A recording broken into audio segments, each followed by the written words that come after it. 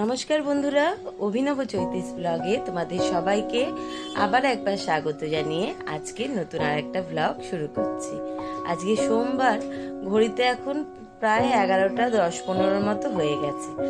আর আমি বেরিয়েছিলাম একটু বাজারে, অনেকক্ষণ আগেই বেরিয়েছি, কিন্তু যেটা হয় আর কি, বাজারে গেলে ঘুরতে একটু লেট হয়ে যায়।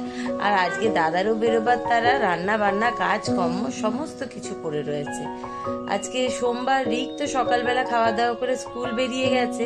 তারপর দাদাকে চা করিয়ে দেওয়ার পর সে বলল যে একবারে জলখাবারটা খেয়ে নিয়ে বাজারে যাব।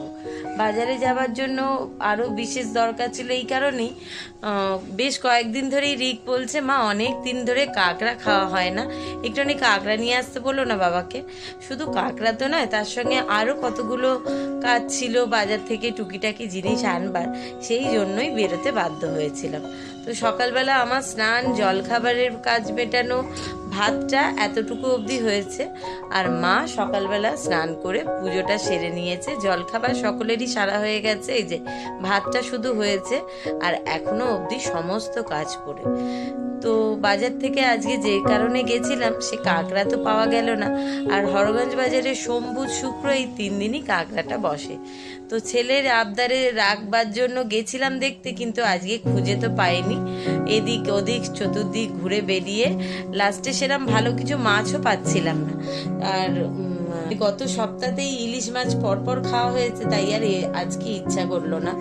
বাজারে এই সময়তে ইলিশই ঢেলে রয়েছে সাজানো, ইলিশ মাছই বেশি, অন্যান্য মাছও রয়েছে, কিন্তু সেরকম আমার ইচ্ছা হচ্ছিল না বলে তাই চিংড়ি মাছ নিয়ে এসেছি। আর এই যে মা থাকলে যে সুবিধাটা হয়, শাক পাতা আনলে মা ঝটপট সব ছাড়িয়ে পরিষ্কার করে কাটতে বসে যায়। তো বাজারে আজকে অনেক দিন বাদে এই লাল নোটে শাক দেখতে পেয়েছিলাম, তাই একবারে আটি নিয়ে নিয়েছি।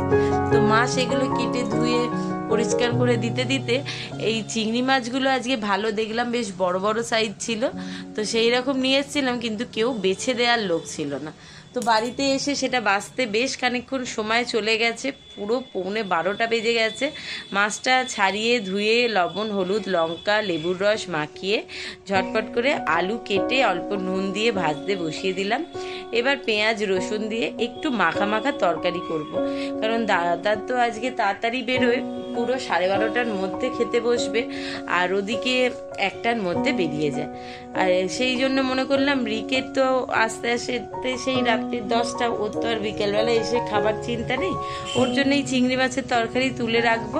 আর আমাদেরও আর এত যখন লেট হয়ে গেছে, বিশেষ কিছু আলাদা রান্না করবার সময় নেই, তাই জন্য এই আলু পেঁয়াজ দিয়ে একটু মাখা মাখা করে চিংড়ি মাছের তরকারি আর ওই লাল নোটে শাকটা অনেকদিন বাদে যেহেতু পেয়েছি, তাই সেটাকে ভালো করে একটুখানি ভাজা করব। এমনি লাল নোটে শাকটা খেতে ভালো লাগে, কিন্তু আমাদের সামনের বাজারে সবসময় পাওয়া যায় না। তো যাই হোক, তরকারিটাকে খুব তাড়াহুড়ো করে কষিয়ে নিয়ে রেডি করছি, তারপর শাকটা বসাবো। কারণ দাদা একদম 12:30, সোম মঙ্গলবারটা ভীষণ তাড়া থাকে, শুক্রবারেও থাকে, তো সেই জন্য তাড়াহুড়ো করে যতটা রান্না সেরে ফেলা যায়। আর রিকের কথা মতো বাজারে গিয়ে বেকারি দৌড়াদৌড়ি করলাম, পেলাম তো না বাজারে, উপরন্ত কি সময়টা নষ্ট হলো। তো কি আর করা যাবে, আরও যে 2-4টে কাজ ছিল সেগুলো অবশ্য সেরে এসেছি। 2-4টে কাজ ছিল বলতে, টুকিটাকি অনেক দিন ধরে বাজারে এই ছেলের ওর বাবার পৈতে, তারপর মুদিখানার দোকানের কিছু জিনিস, সেগুলো নিয়ে আসা হয়ে গেছে। যাই হোক, এখানে তরকারিটা হয়ে গেছে, নাবিয়ে রেখেছি। আর মাই এইখানে পেঁয়াজ রসুন কাঁচা লঙ্কা একটু বেশি পরিমাণে কুচিয়ে দিয়েছে, কারণ শাকে তো একটু পেঁয়াজ রসুন বেশি না দিলে টেস্টটা খুব ভালো আসে না। তো একটুখানি সর্ষের তেল দিয়ে তাতে কালো সর্ষে ফোড়ন দিয়েছিলাম, দিয়ে পেঁয়াজ রসুন কাঁচা লঙ্কাটা কুচো করে ভাজতে বসিয়ে দিয়েছি। আর এখানে কিছুটা বড়ি আর চিনে বাদাম ভেজে তুলে রেখেছি, এই দিয়ে শাকটাকে হবে। আর মা তো আগেই শাকটা ধুয়ে পরিষ্কার করে দিয়েছিল, জল ঝরে গেছে। এবার শাক ভাজাটা বসিয়ে দিয়ে তারপর নিচেটা পরিষ্কার করব। সকালবেলা স্নান পুজো অন্যান্য কাজ হয়ে গেছে, সবই ঠিক আছে, এই রান্নাটার জন্যই চিন্তা। দাদার খাওয়ার আগে, মানে বেরোবার আগে রান্নাটা ঠিকঠাক করে হয়ে গেলে আর তেমন কোনো চিন্তা নেই, কারণ তারপর তো অনেক সময় পড়ে রয়েছে, টুকটুক করে কাজ সারা যাবে। আর সবচেয়ে বিশেষ বড় কাজ যেটা রান্না, সেটা সারা হয়ে গেলে অন্য কাজ নিয়ে তেমন মাথা ব্যথা থাকে না। আর তারপরের যেটা বড় কাজ সেটা হচ্ছে এই গ্যাসটা একটু পরিষ্কার করে রাখা। যাই হোক, কড়াটাতে এত শেষে শাকটা বেশি হয়ে গেছে আর কড়াটা সেই অনুযায়ী ছোট হয়ে গেছে, যদিও এটা জল বেরোলেই কমে যাবে, তাই নাড়তে একটু অসুবিধা হচ্ছে। এই শাক ভাজাটা বসিয়ে দিয়ে নিচেটা পরিষ্কার করেই দাদা স্নান হয়ে গেছে, খাবার বাড়বো। বড়ি আর বাদামটা ভেজে ভালো করে তুলে রেখেছি, ওটা শাকটা ভাজা হয়ে গেলে নাবাবার আগে দিয়ে মেশাবো।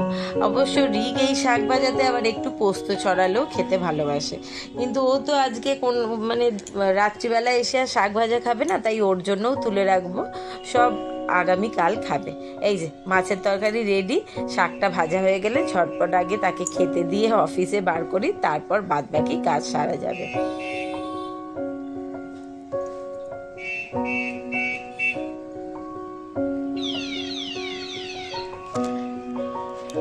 দাদা বেরিয়ে যাওয়ার পরে আমরাও খাওয়া দাওয়া সেরে নিয়েছি, দিয়ে মোটামুটি টুকিটাকি অন্যান্য সমস্ত কাজ সারা হয়ে গেছে। আর যেটা আর একটা বিশেষ কারণের জন্য হরগঞ্জ বাজারে যাওয়া, কাঁকড়া পাইনি বলে। আর কাঁকড়া শুধু পাইনি বলেও না, অনেক দিন ধরেই রিক বলছিল, মা এই বছর তো বাবা একদিনও কাঁঠাল নিয়ে আসলো না, কবে নিয়ে আসবে, এবার তো কাঁঠাল উঠে যাওয়ার সময়। তো সত্যি কথা বলতে সময় করে যাওয়াও হচ্ছিল না, আর সবচেয়ে বড় কথা কাঁঠালটা আনতেও আমার ভীষণ চিন্তা হয়।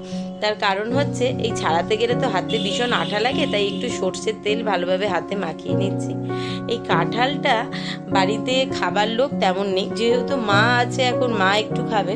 আর তোমাদের দাদা খায় না, আবার একেবারে যে পছন্দ করে না তেমনটাও নয়, ওই বাড়িতে আনা হলে দু এক কোয়া খাবে এরকম।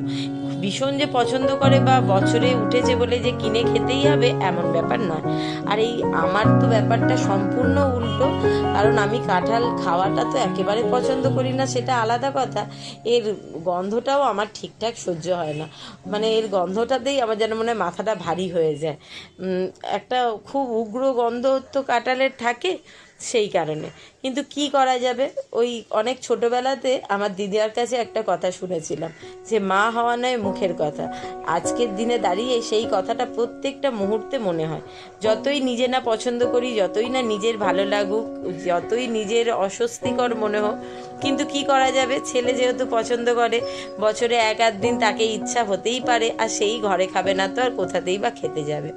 আর বাজারে যেগুলো খোলা বিক্রি হয় সেগুলো আবার সে খাবে না, পছন্দ করে না, চারটার হাতে ছাড়ানো।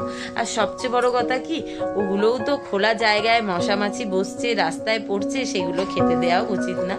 তো সেই জন্যে বছরে ওই একদিন ছোট দেখে একটা নিয়ে আসি।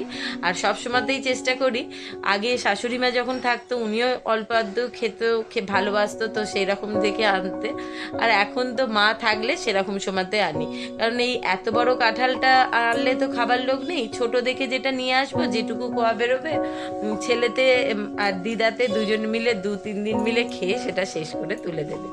যাই হোক, কাঁঠালটা সম্পূর্ণ ছাড়িয়ে সব বার করে ফেলেছি কোয়া, আর তার থেকে দানাগুলোও বার করে আলাদা করে এখানে ঝুড়িতে রেখেছি, কোয়াগুলো ওখানে ছাড়িয়ে রেখেছি।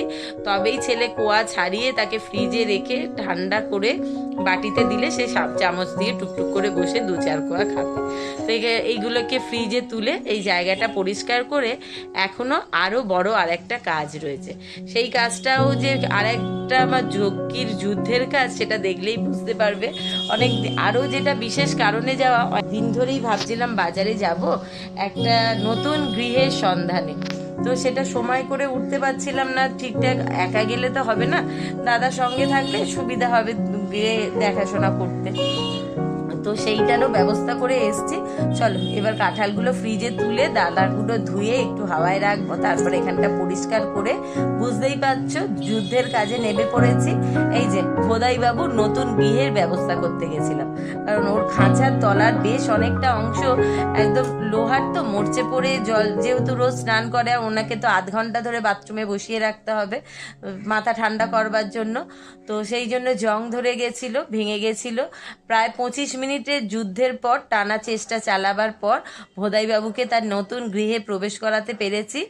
উনি এখন পরন্ত দুপুরে মেঘলা আবহাওয়ার আমেজ নিতে নিতে ওখানে নতুন গৃহে বসে বসে আপেল শশা খাচ্ছে। আর ভিডিওটা কেমন লাগলো তোমাদের সেটা অবশ্যই কমেন্ট করে জানিও। ভালো লাগলে লাইক করো, বন্ধু বান্ধবের সঙ্গে শেয়ার করো। যারা ইউটিউব থেকে দেখছো তারা চ্যানেলটাকে সাবস্ক্রাইব করে দিও, আর যারা ফেসবুক থেকে দেখছো পেজটা ফলো করো। টাটা, আজকে এখানেই শেষ করো।